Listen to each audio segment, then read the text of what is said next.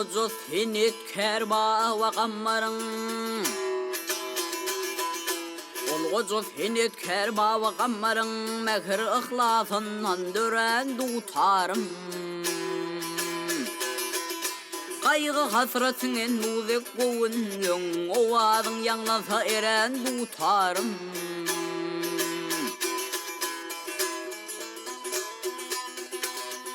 Oğlun bakşın oğlunlukta oynani Çuval bakşın ummanına boylani Şükür bakşın arnamız deyip saylani Mallağın koluna sayran tutarım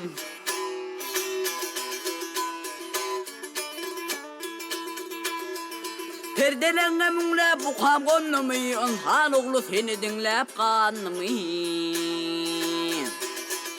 Yanlanan kara delin yanımı Gözü yaşlı bağrı kırayan tutarım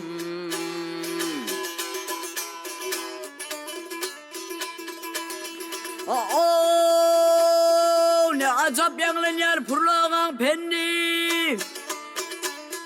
Ne acap yanlanıyor pırlağın pendi Senden har saklanmayınımız şimdi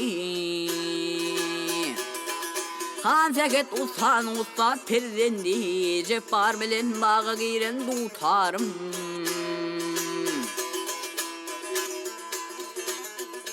Muturuk önüm koşu tez var Bir mağtım gülü bir koşu tar Şol koşu kudur tocahan hridar Şokratın elime yayran tutarım Şükür bağışın arnamız deyip saylani Mallağın koluna sayran tutarım